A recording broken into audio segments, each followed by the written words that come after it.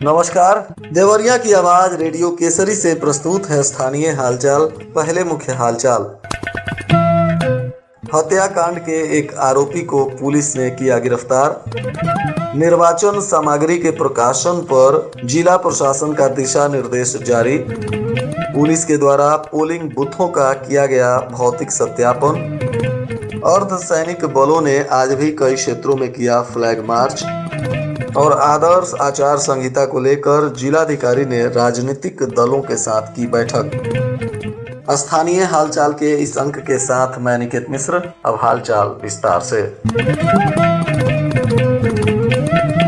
7 मार्च को लार थाना क्षेत्र में एक हत्या को लेकर केस दर्ज किया गया था। इस मामले में अज्ञात के विरुद्ध पुलिस ने केस दर्ज कर विवेचना प्रारंभ किया और मुखबिर की सूचना पर पुलिस ने कार्रवाई करते हुए इस पूरे हत्याकांड का उद्भेदन किया और इसके एक आरोपी को गिरफ्तार भी कर लिया। बताया जा रहा है कि गिरफ्तार आरोपी राजू यादव उर्फ लाला यादव है, जो चूरिया टोला थाना लार का ही निवासी है। वहीं हत्या करने वाला आला कत्ल जो बांस की लाठी है, उसे भी पुलिस ने बरामद कर दिया है। गिरफ्तार आरोपी राजू यादव को पुलिस ने पूछताछ के बाद न्यायिक हिरासत में भेज दिया। जिला निर्वाचन अधिकारी सह जिलाधिकारी अखंड प्रताप सिंह ने जनपद में अवस्थित सभी प्रिंटिंग प्रेसों के प्रोपराइटर प्रबंधकों सहित जन सामान्य को अवगत कराया है कि लोक प्रतिनिधित्व अधिनियम 1951 की धारा 127 क के प्रावधान अनुसार कोई भी व्यक्ति किसी भी प्रकार की निर्वाचन सामग्री जैसे पेम्पलेट, पोस्टर, हैंडबिल इत्यादि का मुद्रण या प्रकाशन नहीं करेगा अथवा मुद्रित या प्रकाशित नहीं करवाएगा जिसके मुख्य पृष्ठ पर मुद्रक एवं इसके प्रचारक का नाम और पता ना लिखा हो। उन्होंने कहा कि अगर बिना मुद्रक के नाम पता का कोई भी प्रकाशन अगर कोई भी व्यक्ति प्रकाशित करवाता है तो ऐसे लोगों पर कार्रवाई की जाएगी। कोई व्यक्ति किसी निर्वाचन पंपलेट अथवा पोस्टर का मुद्रण नहीं करेगा या मुद्रित नहीं करवाएगा जब तक कि प्रकाशक की पहचान की घोषणा उसके द्वारा हस्ताक्षरित तथा 2 व्यक्ति जो उन्हें व्यक्तिगत रूप से जानते हों के द्वारा सत्यापित ना हो तथा जिसे उनके द्वारा डुप्लीकेट में मुद्रक को ना दिया जाए तथा जब तक कि दस्तावेज के मुद्रण के पश्चात उचित समय पर मुद्रक के द्वारा दस्तावेज की एक प्रति के साथ घोषणा की एक प्रति जिला निर्वाचन अधिकारी को न भेजी जाए। यह सब भेजना और करना अनिवार्य है, अन्यथा इन नियमों के बिना अगर कोई भी अपना प्रचार प्रसार का सामग्री जारी करता है तो उन पर कार्रवाई हो सकती है। इधर देवरिया के पुलिस अधीक्षक संकल्प शर्मा के निर्देशन में क्षेत्राधिकारी सलेमपुर दीपक शुक्ला तथा लार थाना क्षेत्र के क्षेत्राधिकारी और रुद्रपुर के क्षेत्राधिकारी तथा अन्य पदाधिकारियों के साथ लोकसभा चुनाव को लेकर पोलिंग बूथों का स्थलीय और भौतिक सत्यापन किया गया। तो वहीं अर्धसैनिक बल के द्वारा बाह्य जनपद से प्राप्त होने वाले पुलिस बल और होमगार्ड के ठहरने हेतु चिन्हित विद्यालयों के कमरों की भी साफ सफाई की व्यवस्था, बिजली, पानी, शौचालय आदि का भी निरीक्षण किया गया। लोकसभा चुनाव और होली को लेकर जिला प्रशासन और पुलिस तथा अर्धसैनिक बलों की टीम लगातार क्षेत्रों में फ्लैग मार्च कर रही है। इसी कड़ी में खुखुंदू क्षेत्र के खुखुंदू, मुसैला, पड़री बाजार और मगहरा में प्रभारी निरीक्षक दिलीप कुमार सिंह मय पुलिस बल के साथ पैदल गश्त करते हुए आम जनमानस में सुरक्षा की भावना उत्पन्न कराए और निर्भीक होकर लोगों से अपने मताधिकार का प्रयोग करने के लिए निवेदित किया गया। उप जिला निर्वाचन अधिकारी एडीएम प्रशासन गौरव श्रीवास्तव ने बताया कि मुख्य निर्वाचन अधिकारी के द्वारा निर्वाचन लड़ने वाले अभ्यर्थियों को निर्वाचन के प्रयोजनार्थ अलग से बैंक खाता संचालित करने का निर्देश दिया गया है। निर्वाचन अभ्यर्थी के द्वारा निर्वाचन व्यय के उद्देश्य से बैंक खाता स्वयं के नाम से या अपने निर्वाचन अभिकर्ता के साथ संयुक्त नाम से राज्य के किसी भी बैंक या डाकघर में खोला जा सकता है। इधर जिला निर्वाचन अधिकारी सह जिलाधिकारी अखंड प्रताप सिंह ने कलेक्टेरिएट के सभागार में विभिन्न राजनीतिक दलों के प्रतिनिधियों के साथ बैठक की। उन्होंने प्रतिनिधियों को निर्वाचन आयोग द्वारा जारी किए गए दिशा निर्देशों से अवगत कराया और आदर्श आचार संहिता के दायरे में रहकर ही चुनाव प्रचार करने का पाठ पढ़ाया। उन्होंने आदर्श आचार संहिता के प्रावधानों की विस्तृत जानकारी दी।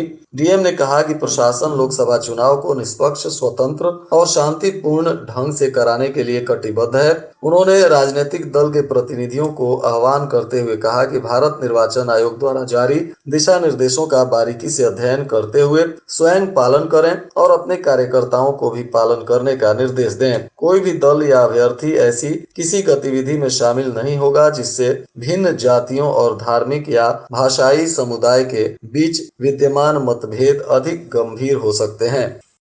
डीएम ने राजनीतिक दल के प्रतिनिधियों से अपील करते हुए कहा कि सभी आदर्श आचार संहिता के दायरे में रहकर सक्षम स्तर से अनुमति प्राप्त करने के बाद ही प्रचार प्रसार का काम करें।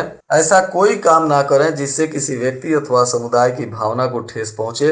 उन्होंने कहा कि सभी सरकारी मशीनरी को पूरी निष्पक्षता के साथ चुनाव संपन्न कराने में लगा दिया गया है। उन्होंने सी विजिल ऐप पर प्राप्त शिकायतों का समयबद्ध निस्तारण करने को अनिवार्य किया है। इस ऐप के माध्यम से कोई भी व्यक्ति आदर्श आचार संहिता के उल्लंघन की रियल टाइम तस्वीर अथवा वीडियो अपलोड करेगा, जिसका 100 मिनट की समय सीमा में निस्तारण अनिवार्य किया गया है। सी विजिल ऐप पर पुराने वीडियो या तस्वीर अपलोड करने की सुविधा उपलब्ध नहीं होगी। फ्लाइंग स्क्वाड टीम अपने क्षेत्र में निरंतर भ्रमणशील रहेगी और सी विजिल ऐप पर प्राप्त शिकायतों पर कार्रवाई करेगी। अंजुमन इस्लामिया का चुनाव टल गया है। अब यह चुनाव 9 जून को सुबह 8 से 5 बजे तक Anjuman Islamia higher secondary school Malviya road में होगा। पहले यह चुनाव 24 मार्च को होना था। चुनाव अधिकारी ने बताया कि लोकसभा चुनाव की तिथि घोषित होने के बाद इस चुनाव को आगे बढ़ा दिया गया है। सरकारी भूमि पर कब्जा करने को लेकर दो पक्षों में मारपीट हो गई। मारपीट में दोनों पक्षों के लोग घायल हुए। पुलिस ने दोनों पक्षों की तहरीर पर अब केस दर्ज कर अनुसंधान शुरू कर दिया है। थाना क्षेत्र पुरैनी गांव में सरकारी भूमि को कब्जा करने को लेकर यह मारपीट हुई है, जिसमें दोनों पक्षों से ममता देवी और शिवजी शाह को गंभीर चोटें आई हैं। इसके अलावा नर्मदेश्वर मिश्रा, नित्यानंद मिश्रा, सच्चिदानंद मिश्रा, विकास गोण समेत अन्य लोगों को भी चोटें आई हैं। दोनों पक्षों की तहरीर पर अब पुलिस ने मुकदमा दर्ज कर अनुसंधान शुरू कर दिया है। बोर्ड परीक्षा में कॉपियों के मूल्यांकन में परीक्षकों की कमी भारी पड़ रही है। बताया जा रहा है कि 1269 परीक्षक कॉपियों की जांच करने के लिए नहीं आए। जिले के 5 मूल्यांकन केंद्रों पर मिलाकर 56,532 कॉपियों की जांच हुई है। जिले के करमचंद थापर इंटर कॉलेज बैतालपुर और अशोका इंटर कॉलेज डुमरी में हाई स्कूल और राजकीय inter college, SSBL inter college और बाबा राघव दास इंटर कॉलेज में इंटर के कॉपियों का मूल्यांकन किया जा रहा है। मूल्यांकन कार्य काफी सुस्त चल रहा है। राजकीय इंटर कॉलेज में 290 परीक्षकों को तैनात किया गया है, जिसमें से 171 परीक्षक ही उपस्थित हुए। 119 परीक्षक मूल्यांकन केंद्र पर अनुपस्थित रहे। बरनवाल सेवा समिति ने बरनवाल सेवा सदन कसिया रोड में होली मिलन और भाईचारा, एकता तथा अखंडता के प्रतीक को लेकर बैठक की। उन्होंने कहा कि पूरे उमंग और उल्लास के साथ इस वर्ष होली मनाया जाएगा। मंत्री आशीष बरनवाल ने बैठक में 31 मार्च को होली मिलन समारोह मनाने की बात भी कही।